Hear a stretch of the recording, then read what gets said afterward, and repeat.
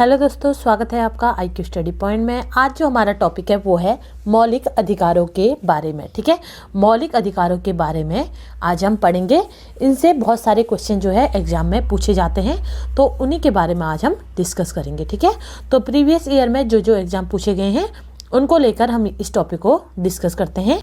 Question number 1 है, भारतीय संविधान द्वारा भारतीय नागरिकों को मूल रूप से कितने अधिकार प्रदान किए गए हैं। ठीक है, तो भारत के संविधान द्वारा जो भारत के नागरिक हैं उनको मूल रूप से कितने अधिकार प्रदान किए गए हैं ये हमें बताना है। ठीक है, इसका राइट आंसर है ऑप्शन नंबर सी, 6 अधिकार। ठीक है, और सबसे पहले हम ये जान लेते हैं कि जो ये मौलिक अधिकार है, ठीक है, इनका जो वर्णन है वो संविधान के कौन से भाग में किया गया है। ठीक है, इन मौलिक अधिकारों का जो वर्णन है वो संविधान के भाग 3 में इनका वर्णन किया गया है, मौलिक अधिकार। और मौलिक अधिकारों को जो है कहाँ से लिया गया है ये भी आप याद रखिएगा। ठीक है, क्योंकि ये भी क्वेश्चन बनता है।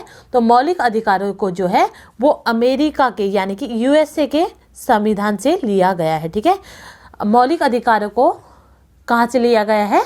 अमेरिका के संविधान से लिया गया है। ठीक है, और भारत का जो भाग 3 है, ठीक है, उसे मैग्ना कार्टा के नाम से जाना जाता है। ठीक है, किस भाग को जाना जाता है? भाग 3 को जाना जाता है। ठीक है, उसके बाद अब जो ये 6 मौलिक अधिकार हैं, ठीक है, पहले जब हमें ये मौलिक अधिकार प्रदान किए गए थे उस समय इनकी संख्या कितनी थी? 7 थी। ठीक है, लेकिन जब ये 44वां संविधान संशोधन हुआ, ठीक है, जब ये 44वां संविधान संशोधन हुआ 1978 में, तो उस समय एक जो मौलिक अधिकार था उसे हटा के कानूनी अधिकार कर दिया गया था। ठीक है, और वह कौन सा अधिकार था जिसे हटाया गया था? वो था संपत्ति का अधिकार। ठीक है, संपत्ति का अधिकार जो था वो मौलिक अधिकारों से हटा के उसे कानूनी अधिकार बना दिया गया था। ठीक है, उसके बाद ये जो 6 मौलिक अधिकार हैं वो कौन कौन से हैं? पहला है समता या समानता का अधिकार। ठीक है, समता या समानता का अधिकार। ठीक है, इसका वर्णन जो है वो अनुच्छेद 14 से लेकर 18 तक के मध्य इसका विवरण किया गया है। ठीक है, इसका विवरण 14 से 18 तक के मध्य किया गया है। अब अनुच्छेद अगर 14 की बात करें, ठीक है, अनुच्छेद 14 में जो है वो 14 में क्या है? विधि के समक्ष समानता, यानी कि कानून के नज़रों में जो है वो सभी समान है। ठीक है, उसके बाद अनुच्छेद 15 में क्या मिलता है? जाति, लिंग, धर्म आदि के स्थान पर जो विभेद हैं उन पर रोक। ठीक है, यानी कि जो जाति, लिंग या धर्म के आधार पर किसी से भेदभाव ना हो, इसका जो वर्णन है वो किस में किया गया है? अनुच्छेद 15 में किया गया है। ठीक है, बाकी जो इसका अनुच्छेद 16 है, ठीक है, अनुच्छेद 16 में है जो है वो लोक नियोजन के अवसरों की समानता। ठीक है, क्या है? लोक नियोजन में अवसरों की समानता, यानी कि जो सरकारी नौकरी है उनमें सबको समान अवसर देना। ठीक है, तो ये क्वेश्चन भी आपको से पूछा जाता है कि जो सरकारी नौकरियों में सबको समानता का अवसर प्रदान किया गया है वो किस अनुच्छेद के तहत किया गया है। ठीक है, तो अनुच्छेद कौन सा है? वो 16 है। ठीक है, अनुच्छेद कौन सा है? 16 है, जिसमें लोक नियोजन में अवसरों की समानता यानी कि सरकारी नौकरियों में सबको समानता का अधिकार जो है प्रदान किया गया है। ठीक है, उसके बाद जो अनुच्छेद 17 है, ठीक है, अनुच्छेद 17 है, उसमें क्या है? अस्पृश्यता का अंत, यानी कि जो छुआछूत है उसका अंत। ठीक है, ये अनुच्छेद भी काफ़ी इम्पोर्टेंट है, तो आपसे ये भी पूछा जा सकता है, आप याद रखिएगा कि अस्पृश्यता का अंत यानी कि छुआछूत का जो अंत है वो उसका जो वर्णन है वो किस अनुच्छेद में है? तो अनुच्छेद 17 में इसका वर्णन है। ठीक है, उसके बाद आता है अनुच्छेद 18। ठीक है, अनुच्छेद 18 में जो है वो उपाधियों का अंत है। ठीक है, 2 अनुच्छेद इंपॉर्टेंट है, एक है अनुच्छेद 16 जो कि सरकारी नौकरियों की समानता का अवसर देने का वर्णन किया गया है, और दूसरा है अनुच्छेद 17 जिसमें छुआछूत का अंत का वर्णन किया गया है। ठीक है, ये अनुच्छेद आपको अच्छे से याद रखना है। पहले आपको याद रखना है कि जो समानता का अधिकार है, ठीक है, वो उसका वर्णन जो है वो कहाँ से कहाँ तक के अनुच्छेद में किया गया है? 14 से 18 तक के अनुच्छेद में इसका वर्णन किया गया है। ठीक है, सबसे पहला जो अनुच्छेद है विधि के समक्ष समानता, ठीक है, ये भी काफी इंपॉर्टेंट अनुच्छेद है। उसके बाद अनुच्छेद 15 जिसमें जाति, लिंग, धर्म आदि के स्थान पर विभेद पर रोक लगाई है। ठीक है। अनुच्छेद 16 में लोक नियोजन के अवसरों की समानता है। ठीक है। उसके बाद अनुच्छेद 17 में जो है वो छुआछूत का अंत का इसमें वर्णन किया गया है। ठीक है। और अनुच्छेद 15 में उपलब्धियों का अंत किया गया है। ये था पहला मौलिक अधिकार। ठीक है। उसके बाद दूसरा मौलिक अधिकार जो है वो क्या है? स्वतंत्रता का अधिकार। ठीक है। दूसरा मौलिक अधिकार क्या है? स्वतंत्रता का अधिकार है और इसका वर्णन जो है अनुच्छेद 19 से लेकर 22 तक का किया गया है। ठीक है। 18 तक का अनुच्छेद हमने पढ़ लिया। अब अनुच्छेद 19 से लेकर 22 तक का जो वर्णन है वो किसमें किया गया है? स्वतंत्रता का अधिकार। ठीक है। ये मौलिक अधिकार में इसका वर्णन किया गया है। और अनुच्छेद 19 की अगर बात करें, ठीक है, अनुच्छेद 19 के तहत जो है वो 6 अधिकार प्रदान किए गए हैं। पहला है बोलने की स्वतंत्रता। ठीक है। उसके बाद दूसरा है शांतिपूर्ण रूप से एकत्रित होने की स्वतंत्रता। ठीक है। पहला हमें बोलने की स्वतंत्रता दिया है, उसके बाद शांतिपूर्ण रूप से कहीं भी हम एकत्रित हों इसकी जो है स्वतंत्रता दी गई है। ठीक है। उसके बाद तीसरा दिया गया है समूह बनाने की स्वतंत्रता। ठीक है। हम अपना समूह यानी कि कोई भी ग्रुप बना सकते हैं, इसकी हमें स्वतंत्रता है। ठीक है। चौथा दिया गया है भारत में आवागमन की स्वतंत्रता। ठीक है। भारत में आप कहीं भी जा सकते हैं, इसकी आपको स्वतंत्रता है। ठीक है। उसके बाद पांचवा दिया गया है भारत में निवास करने की स्वतंत्रता। ठीक है। पांचवा किससे दिया गया है? भारत में निवास करने की स्वतंत्रता। ठीक है। उसके बाद जो छठा दिया गया है वो क्या दिया गया है? भारत में आजीविकी यानी कि रोजगार जो है उसकी स्वतंत्रता। ठीक है। भारत में रोजगार की स्वतंत्रता। अब इसे आप पहले कैसे याद रखिएगा? पहले आप देखिएगा कि जो पहले हमें क्या दिया गया है? बोलने की स्वतंत्रता दी गई है। ठीक है। उसके बाद हम कहीं पर भी शांतिपूर्ण तरीके से एकत्रित हो सकते हैं। ठीक है। उसके बाद अगर हम कहीं पर शांतिपूर्ण तरीके से एकत्रित हो तो हम वहाँ पर एक समूह बना सकते हैं। ठीक है। उसके बाद अगर हमने एक समूह बना लिया तो उसके बाद हम भारत का कहीं भी जगह हमें जाना हो तो हम वहाँ जा सकते हैं। ठीक है। उसके बाद हम कहीं भी गए, अगर हमें कोई भी जगह वहाँ पसंद आ गई तो हम वहाँ निवास कर सकते हैं, इसकी भी हमें स्वतंत्रता है। ठीक है। अगर हम वहाँ निवास करेंगे तो हमें अपनी आजीविका के लिए यानी कि रोजगार का कुछ साधन चाहिए तो उसकी भी हमें स्वतंत्रता दी गई है। इस प्रकार आप इसे याद रखिएगा अनुच्छेद 19 को। ठीक है। उसके बाद अनुच्छेद 20। ठीक है। अनुच्छेद 20 की बात करें तो अपराध के दोष से सिंधी। ठीक है। अपराध के दोष से सिंधी जो है वो अनुच्छेद 20 में इसका वर्णन है। ठीक है। उसके बाद अनुच्छेद 21 की बात करें, ठीक है, क्योंकि अनुच्छेद 21 जो है वो मोस्ट इम्पॉर्टेंट अनुच्छेद है, क्योंकि यह अनुच्छेद जो है वो प्राण एवं दैहिक स्वतंत्रता यानी कि जीवन का अधिकार प्रदान करता है। ठीक है। एक बार एक क्वेश्चन आता है कि प्राण एवं दैहिक स्वतंत्रता संविधान के किस अनुच्छेद में इसका वर्णन किया गया है? तो अनुच्छेद 21 में इसका वर्णन किया गया है। ठीक है। उसके बाद अनुच्छेद 22 जो है वो किस चीज से रिलेटेड है? गिरफ्तारी के संरक्षण से रिलेटेड है। ठीक है। अनुच्छेद 22 किससे है? गिरफ्तारी के संरक्षण से रिलेटेड है। ठीक है। ये चीज आपको अच्छे से याद रखनी है। उसके बाद थर्ड मौलिक अधिकार है शोषण के विरुद्ध अधिकार। ठीक है। शोषण के विरुद्ध अधिकार का जो वर्णन है वो अनुच्छेद 23 और 24 में किया गया है। ठीक है। अनुच्छेद 23 और 24 में जो है वो शोषण के विरुद्ध अधिकार का वर्णन किया गया है। ठीक है। अब बात करते हैं अनुच्छेद 23 की। ठीक है। इसके अनुच्छेद 23 के अंदर क्या है?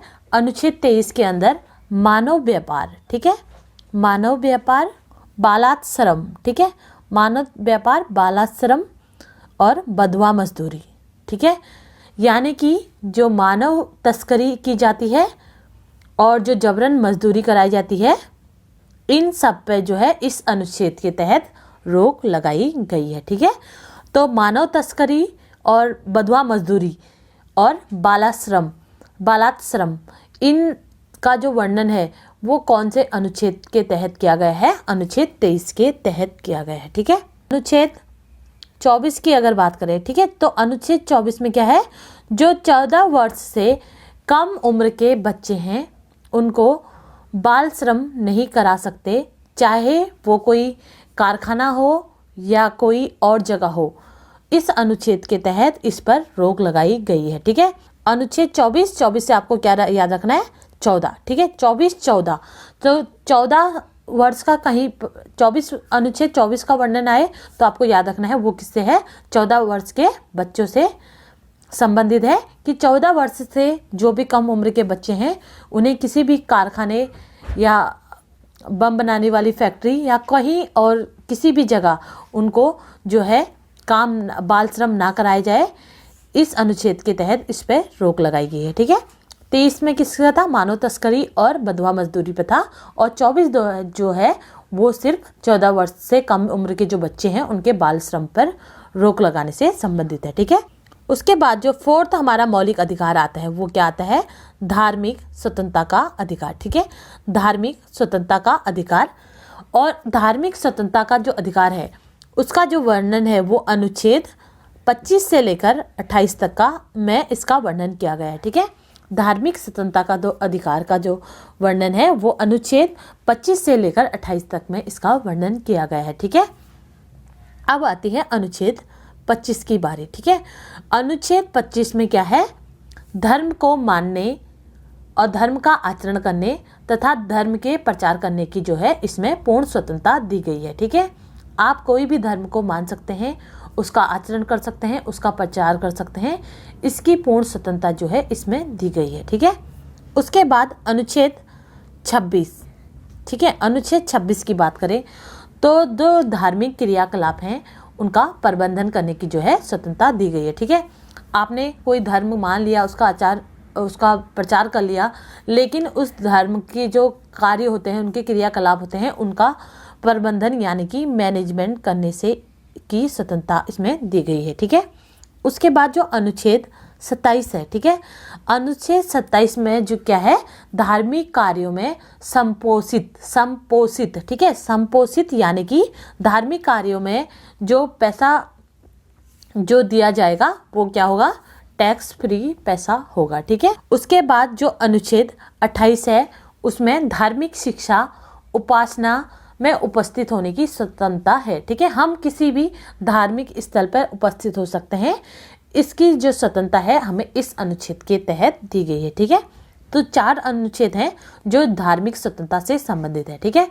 कैसे याद रखना है आपको, पहले हम कोई भी धर्म में जाते हैं तो हमें उस धर्म को मानना पड़ेगा, उस नियम कानून होंगे वो हमें मानने पड़ेंगे, उनका आचरण करना पड़ेगा और उनका प्रचार हमें करना पड़ेगा। ठीक है, उसके बाद अगर हमने इनका प्रचार कर दिया तो फिर हमें जो धर्म से रिलेटेड जो क्रियाकलाप हैं उनका प्रबंधन भी करना पड़ेगा। ठीक है, प्रबंधन कर लिया, प्रचार कर लिया। ठीक है, पहले प्रचार धर्म को मान लिया, आचरण कर लिया, प्रचार कर लिया, उसके बाद हमने उसका प्रबंधन किया। ठीक है, 3rd अनुच्छेद में हम क्या करते हैं, संपोषित यानी कि जो धार्मिक कार्यों के लिए जो दिए जाने वाला पैसा है उनसे रिलेटेड है। ठीक है, उसके बाद अब हमने पैसा दे दिया, सब कुछ कर लिया, उसके बाद हम किसी भी जो धार्मिक स्थल में है उसमें जा सकते हैं, इसकी स्वतंत्रता हमें दी गई है अनुच्छेद 28 में। ठीक है, उसके बाद 5वां मौलिक अधिकार क्या आता है, संस्कृति एवं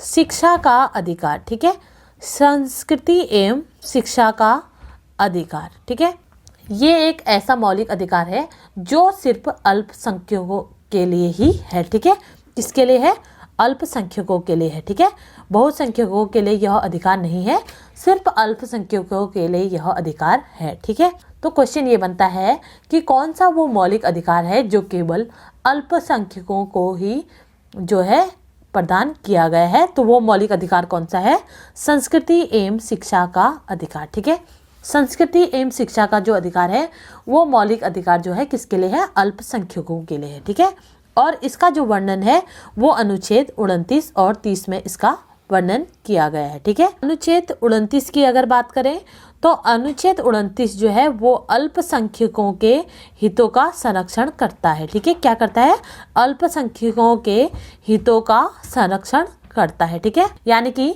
जो अल्पसंख्यक हैं उनके विकास से यह संबंधित होता है। ठीक है, उसके बाद अनुच्छेद 30 की अगर बात करें तो अनुच्छेद 30 जो है वो अल्पसंख्यकों के शिक्षा से संबंधित इसमें प्रावधान है। ठीक है, तो क्वेश्चन अगर आपसे आए कि अल्पसंख्यकों के शिक्षा से संबंधित जो प्रावधान है वो किस अनुच्छेद में है, तो अनुच्छेद 30 में है। ठीक है।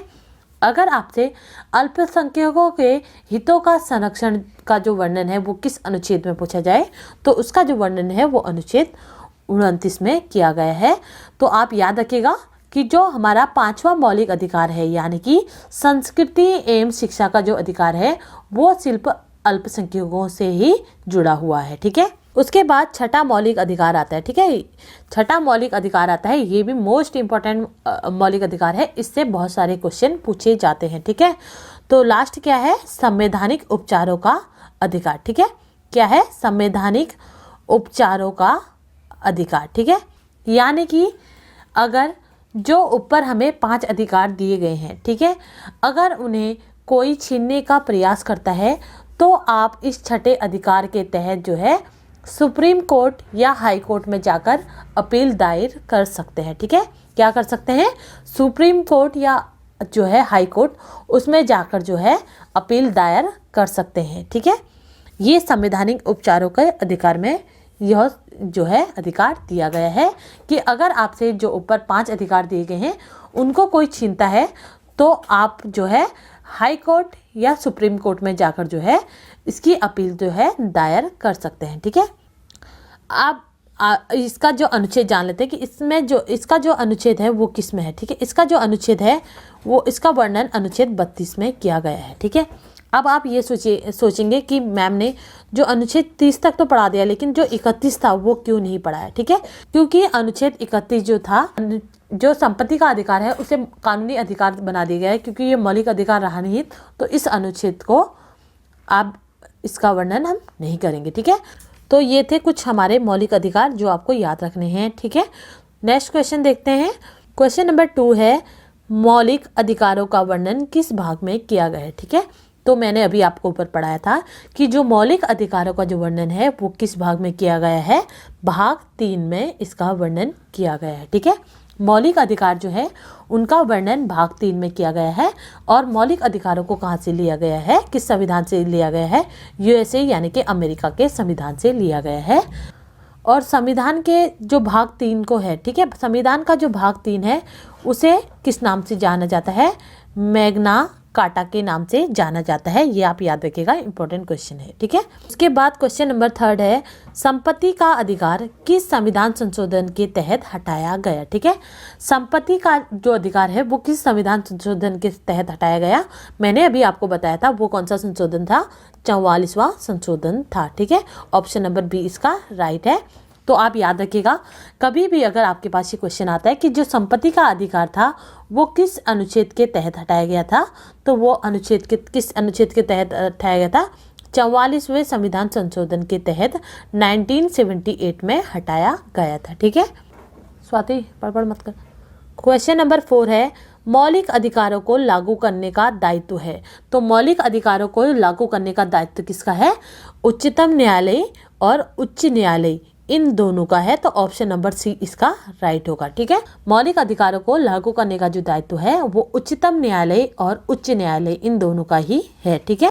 क्वेश्चन नंबर 5 है, संविधान के उद्घोषित मौलिक अधिकारों में संशोधन केवल किसके द्वारा किया जा सकता है। ठीक है। तो संविधान के जो उद्घोषित मौलिक अधिकार हैं उसमें अगर कोई संशोधन किया जाए तो केवल किसके द्वारा जो है संशोधन किया जा सकता है, ये हमें बताना है। तो इसका आंसर है ऑप्शन नंबर ए, संसद द्वारा। ठीक है। संविधान के अगर कोई भी मौलिक अधिकारों में अगर संशोधन करना पड़े तो उसका जो अधिकार है वो किसको दिया गया है, संशोधन करने का जो अधिकार है वो किसका होता है, संसद का होता है। ये आप याद रखिएगा। ठीक है। क्वेश्चन नंबर 6 है, भारतीय नागरिकों को प्रदान किए गए मूल अधिकारों को, ठीक है, तो भारतीय नागरिकों को प्रदान किए गए जो मूल अधिकार हैं उनको ऑप्शन दिया गया है निलंबित किया जा सकता है, ऑप्शन बी दिया गया है निलंबित नहीं किया जा सकता है, ऑप्शन सी दिया गया है किसी भी परिस्थिति में निलंबित किया जा सकता है, और ऑप्शन डी दिया गया है उपरोक्त में से कोई भी कथन सत्य नहीं है। ठीक है। तो भारतीय नागरिकों को जो मौलिक अधिकार प्रदान किए गए हैं उनको कि कभी भी निलंबित किया जा सकता है, इसका ऑप्शन नंबर ए राइट है। ठीक है, तो याद रखिएगा कि जो भारतीय नागरिकों को जो मौलिक अधिकार प्रदान किए गए हैं उन्हें निलंबित किया भी जा सकता है। ठीक है, और जो नेक्स्ट क्वेश्चन है वो इसी से रिलेटेड है कि क्वेश्चन नंबर 7 है, मौलिक अधिकारों का निलंबन कौन करता है। ठीक है, अगर मौलिक अधिकारों का निलंबन किया जाता है तो मौलिक अधिकारों का जो निलंबन है वो किसके द्वारा किया जाता है ये भी जानना हमें जरूरी है। ठीक है, तो मौलिक अधिकारों को जो निलंबन करता है वो कौन करता है? ऑप्शन नंबर ए इसका राइट है, राष्ट्रपति। ठीक है, मौलिक अधिकारों का जो निलंबन करने का जो अधिकार होता है वो किसके पास होता है? राष्ट्रपति के पास होता है, ये आप याद रखिएगा। ठीक है, क्वेश्चन नंबर 8 है, समानता का अधिकार कौन से अनुच्छेद में दिया गया है? ठीक है, तो समानता का जो अधिकार है उसका वर्णन जो है वो कौन से अनुच्छेद में किया गया है ये हमें बताना है। ठीक है, इसका राइट आंसर है ऑप्शन नंबर ए, अनुच्छेद 14 से लेकर 18 तक का। ठीक है, अनुच्छेद 14 से लेकर 18 तक जो है वो समानता का अधिकार या समता का जो अधिकार है उसका वर्णन किया गया है। ठीक है, क्वेश्चन नंबर 9 है, भारतीय संविधान के निम्नलिखित अनुच्छेदों में से कौन सा विधान सत्ता के पूर्ण स्वतंत्रता लगाता है? ठीक है, तो मैंने आपको बताया था उनके नज़रों में जो समानता का जो अधिकार है, ठीक है, उसका जो वर्णन है वो कौन से अनुच्छेद में किया गया है?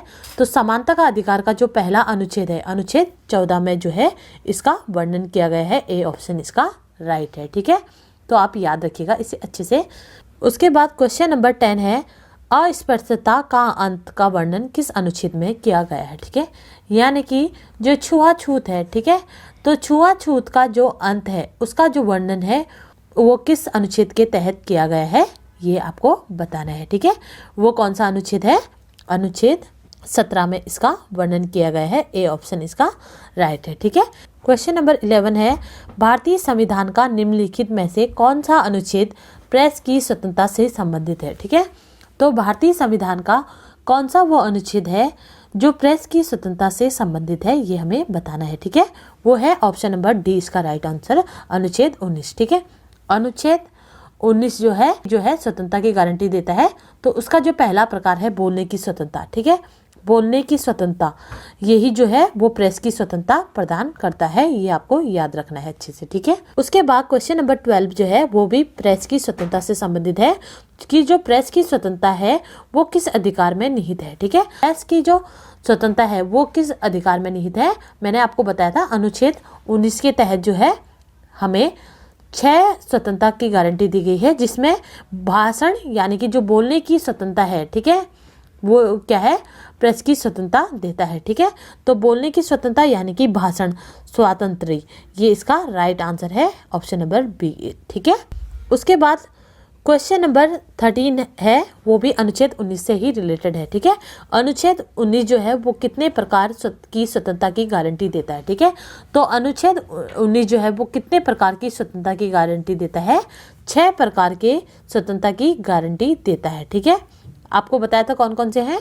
बोलने की स्वतंत्रता, शांतिपूर्ण एकत्रित होने की स्वतंत्रता, मुंह बनाने की स्वतंत्रता, भारत में आवागमन की स्वतंत्रता, और भारत में निवास करने की स्वतंत्रता, और भारत में रोजगार की स्वतंत्रता। ठीक है, क्वेश्चन नंबर 14 है, निम्नलिखित में से किस अनुच्छेद में कहा गया है कि किसी व्यक्ति को एक अपराध के लिए एक से अधिक अभियोजित एवं दंडित नहीं किया जाएगा? ठीक है, तो संविधान का कौन सा वो अनुच्छेद है जिसमें यह कहा गया है कि यदि कोई भी व्यक्ति जो है अगर कोई अपराध करता है तो उसे एक से अधिक बार जो है वो दंडित नहीं किया जाए? ठीक है, इसका जो वर्णन है वो किस में किया गया है? इसका आंसर है ऑप्शन नंबर बी, अनुच्छेद 20 में। ठीक है, अनुच्छेद 20 यानी कि जो अपराध के दोष से सिंधी जो है उसमें जो है इसका वर्णन किया गया है, आपको ये चीज़ याद रखनी है। ठीक है, क्वेश्चन नंबर 15 है, संविधान का, ठीक है, ये काट दीजिएगा, संविधान का कौन सा अनुच्छेद प्राण एवं दैहिक स्वतंत्रता से संबंधित है? ठीक है, तो संविधान का कौन सा वो अनुच्छेद है जो प्राण एवं दैहिक स्वतंत्रता से संबंधित है, ये हमें बताना है। ठीक है, तो ऊपर हमने डिस्कस किया था वो कौन सा अनुच्छेद था? अनुच्छेद 21 था, ऑप्शन नंबर ए इसका राइट होगा, क्योंकि अनुच्छेद 21 जो है वो प्राण एवं दैहिक स्वतंत्रता से संबंधित है, यानी कि जीवन का अधिकार से संबंधित है। ठीक है, उसके बाद क्वेश्चन नंबर 16 है, संविधान के किन अनुच्छेदों में शोषण के विरुद्ध अधिकार का अधिकार वर्णित है। ठीक है, तो संविधान के कौन सा वो अनुच्छेद है जिसके तहत जो है वो शोषण के विरुद्ध अधिकार का वर्णन किया गया है, ये हमें बताना है। ठीक है, तो वो कौन सा अधिकार, उसका जो वर्णन है किस अनुच्छेद में किया गया है, अनुच्छेद 23-24 में किया गया है। ऑप्शन नंबर सी इसका राइट है। ठीक है, और शोषण के विरुद्ध जो अधिकार है वो कौन सा मौलिक अधिकार है, थर्ड मौलिक अधिकार है। ठीक है, उसके बाद क्वेश्चन नंबर 17 है धार्मिक स्वतंत्रता का अधिकार। ठीक है, धार्मिक स्वतंत्रता का जो अधिकार है वो किस अनुच्छेद के द्वारा दिया गया है, तो धार्मिक स्वतंत्रता का जो अधिकार है वो किस अनुच्छेद के द्वारा दिया गया है, ये हमें बताना है। ठीक है, तो इसका राइट आंसर है ऑप्शन नंबर बी, अनुच्छेद 25। ठीक है, कौन सा है, अनुच्छेद 25 है। ठीक है, धार्मिक स्वतंत्रता का जो अधिकार है वो कहाँ से कहाँ तक है, अनुच्छेद 25 से लेकर 28 तक है। ठीक है, लेकिन यहाँ पर 25-28 न देकर सिर्फ 25 दिया गया है, तो राइट आंसर इसका ऑप्शन नंबर बी होगा। ठीक है, तो इस तरीके से भी दिया जाएगा, ये भी आपको अच्छे से याद रखना है। उसके बाद क्वेश्चन नंबर 18 है भारतीय संविधान में कौन सा अधिकार केवल अल्पसंख्यकों के लिए दिए गए हैं। ठीक है, ऊपर हमने पढ़ा था कि भारतीय संविधान का कौन सा वो अधिकार था जो सिर्फ अल्पसंख्यकों के लिए है, तो वो था जो 5वां हमारा मौलिक अधिकार है। ठीक है, संस्कृति एवं शिक्षा से संबंधित जो अधिकार है वो सिर्फ अल्पसंख्यकों से जुड़ा हुआ है। ठीक है, तो ऑप्शन नंबर सी इसका राइट होगा, संस्कृति एवं शिक्षा का अधिकार। ठीक है, उसके बाद क्वेश्चन नंबर 19 है भारतीय संविधान के किस अनुच्छेद में संवैधानिक उपचारों का अधिकार दिया गया है। ठीक है, तो भारतीय संविधान का कौन सा वो अनुच्छेद है जिसमें संवैधानिक उपचारों का अधिकार दिया गया है, ये हमें बताना है। ठीक है, तो भारतीय संविधान के कौन सा वो अनुच्छेद है जिसमें दिया गया है, तो भारतीय संविधान का आप जानते हैं कि जो संवैधानिक उपचारों का जो अधिकार है उसका जो वर्णन है वो किस में किया गया है, अनुच्छेद 32 में दिया गया है, तो अनुच्छेद 32 बी ऑप्शन इसका राइट होगा। ठीक है, उसके बाद क्वेश्चन नंबर 20 है निम्नलिखित मौलिक अधिकारों में किसे डॉक्टर B.R. अम्बेडकर ने संविधान का हृदय एवं आत्मा की संज्ञा दी गई है। ठीक है, तो संविधान का कौन सा वो अधिकार है जिसे B.R. अम्बेडकर जी ने जो है वो संविधान का हृदय या आत्मा की संज्ञा दी गई है, हृदय एवं आत्मा की संज्ञा दी गई है, तो कौन सा है, छठा जो हमारा मौलिक अधिकार है संवैधानिक उपचारों का अधिकार, ऑप्शन नंबर बी इसका राइट होगा। ठीक है, संवैधानिक उपचारों का जो अधिकार है उसे डॉक्टर B.R. अम्बेडकर जी ने जो है वो संविधान का हृदय एवं आत्मा की संज्ञा दी है। ठीक है, तो उसके बाद क्वेश्चन नंबर 21 है संवैधानिक उपचारों का अधिकार किन परिस्थितियों में निलंबित हो जाता है। ठीक है, जो संवैधानिक उपचारों का जो अधिकार है वो किन परिस्थितियों में निलंबित हो जाता है, ये हमें बताना है। ठीक है, पहला ऑप्शन दिया गया है आपातकाल की घोषणा के दौरान, तो ये भी सही है। ठीक है, उसके बाद दिया गया है सेना सदस्यों के संबंध में, तो ये ऑप्शन भी सही है। उसके बाद सी ऑप्शन दिया गया है जब सैनिक विधि लागू हो, तो ये ऑप्शन भी राइट है, तो इसका करेक्ट आंसर बन जाएगा ऑप्शन नंबर डी, उपरोक्त सभी परिस्थितियों में। ठीक है, क्वेश्चन नंबर 22 है अनुच्छेद 32 के तहत कि रिट जारी कर सकता है। ठीक है, तो अनुच्छेद 32 के तहत रिट जारी कर सकता है, तो कितने रिट जारी कर सकते हैं, ऑप्शन नंबर सी इसका राइट है, 5 रिट। ठीक है, अनुच्छेद 32 के अनुसार जो है वो सुप्रीम कोर्ट जो है वो 5 तरीके के रिट जारी कर सकता है। ठीक है, और हाई कोर्ट जो है वो अनुच्छेद 226, ठीक है, अनुच्छेद 226 के तहत जो है वो हाई कोर्ट भी 5 रिट जारी कर सकता है। ठीक है, सुप्रीम कोर्ट और हाई कोर्ट दोनों ही जो है वो 5 प्रकार के रिट जारी कर सकते हैं, और सुप्रीम कोर्ट जो है वो अनुच्छेद 32 के तहत रिट जारी कर सकता है, और जो हाई कोर्ट है वो अनुच्छेद 226 के तहत रिट जारी कर सकते हैं, और कितने रिट जारी कर सकते हैं, 5 रिट जारी कर सकते हैं। ठीक है, तो इसमें पहला रिट जो है वो क्या है, बंदी प्रतिपक्षीकरण। ठीक है, क्या है, बंदी प्रतिपक्षीकरण। ठीक है, उसके बाद दूसरा जो रिट जारी कर सकते हैं वो क्या कर सकते हैं, परमादेश। ठीक है, और तीसरा क्या है, तीसरा जो रिट जारी करते हैं वो है प्रतिषेध। ठीक है, उसके बाद चौथा है उत्प्रेक्षण। ठीक है, क्या है, उत्प्रेक्षण। ठीक है, उसके बाद 5वां है अधिकार पुच्छालेख। ठीक है, अधिकार पुच्छालेख। तो पहला पढ़ते हैं हम बंदी प्रत्यक्षीकरण। ठीक है, क्या है, बंदी प्रत्यक्षीकरण। ठीक है, तो बंदी प्रत्यक्षीकरण कब जारी किया जा सकता है, ये भी हम पढ़ते हैं।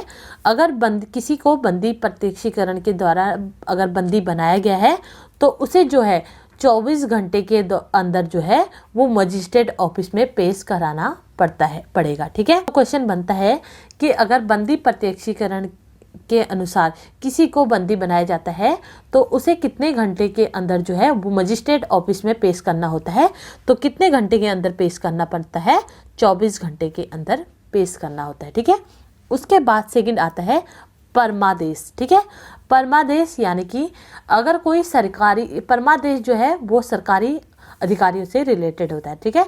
यानी कि अगर सरकारी अधिकारियों को आदेश दिया जाता है कि यदि वह जो है अपने कार्य का पालन ना कर रहे हो तो उनके खिलाफ जो है एक आदेश जारी किया जा सकता है कि वो जो है अपने कार्य को अच्छे से करें। ठीक है।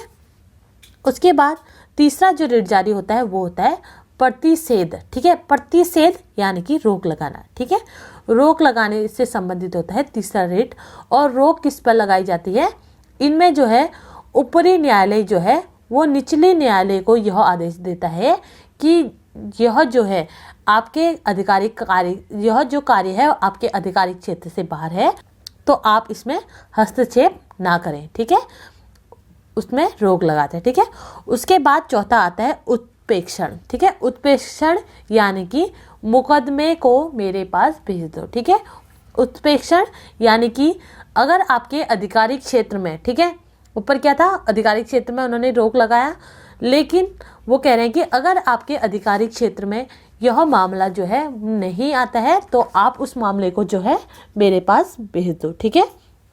उसके बाद पांचवा आता है जो रिट जारी करता है वो क्या करता है, आधिकारिक पुच्छालेख। ठीक है। आधिकारिक पुच्छालेख यानी कि किसी भी सरकारी अधिकारी को उसकी कोई भी सरकारी अधिकारी यानी कि कोई भी अगर पद ग्रहण करता है तो उसकी योग्यता का पता लगाना। ठीक है। कि वह जो है उस पद के योग्य है या नहीं। अगर वो उस पद के योग्य है तो उसको जो है वो पद मिले, अगर वो उस पद के लायक नहीं है तो उसको उस पद से हटा दिया जाए। ठीक है। तो ये थे 5 प्रकार के रिट जो कि आपका अनुच्छेद 32 के तहत जो है सुप्रीम कोर्ट जारी करता है। ठीक है। और अनुच्छेद 26 के तहत कौन सा करता है, हाई कोर्ट जारी कर सकता है। ठीक है। तो इससे 5-6 क्वेश्चन बन जाते हैं, आप अच्छे से याद रखिएगा। ठीक है। उसके बाद क्वेश्चन नंबर 23 है, न्यायालय द्वारा सार्वजनिक अधिकारों को जारी किए जाने वाले रिट का क्या नाम है। ठीक है। न्यायालय द्वारा जो सार्वजनिक अधिकार को जो जारी किए जाने वाला रिट है उसे किस नाम से जाना जाता है, ये हमें बताना है। ठीक है।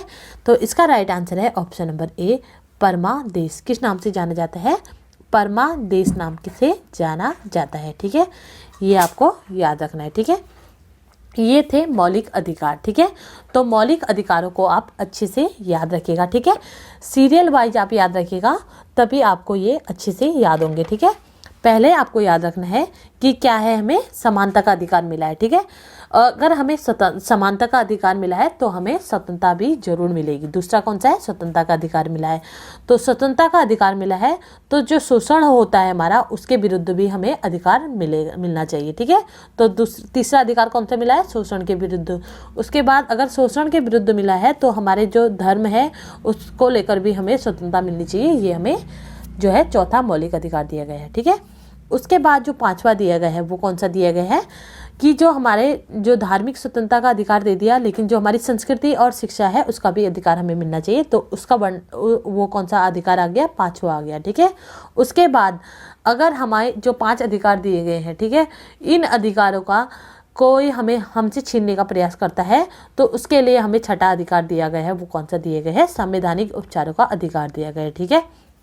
समानता का अधिकार का जो वर्णन है वो 14 से लेकर 18 तक के अनुच्छेद में है। उसके बाद स्वतंत्रता का जो वर्णन है, अधिकार का जो वर्णन है 19 से लेकर 22 तक किया गया है। ठीक है। और शोषण के विरुद्ध जो है वो सिर्फ 23 और 24 में इसका वर्णन किया गया है।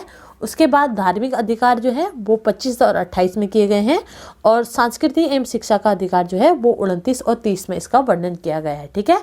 और संवैधानिक उपचारों का अधिकार अनुच्छेद 32 ही है। ये तो आपको अच्छे से याद हो जाएगा। ठीक है। ये थे मौलिक अधिकारों से जुड़ा हमारे कुछ प्रश्न जो हमने सॉल्व किए। ठीक है, तो इसी के साथ जो मेरा ये टॉपिक था वो यही समाप्त होता है। अगर मेरे द्वारा पढ़ाई गई इस टॉपिक से आपकी नॉलेज बढ़ी हो तो प्लीज़ चैनल को सब्सक्राइब करें और बेल आइकन दबाना ना भूलें। कल फिर मिलते हैं एक नई वीडियो के साथ, तब तक के लिए जय हिंद दोस्तों।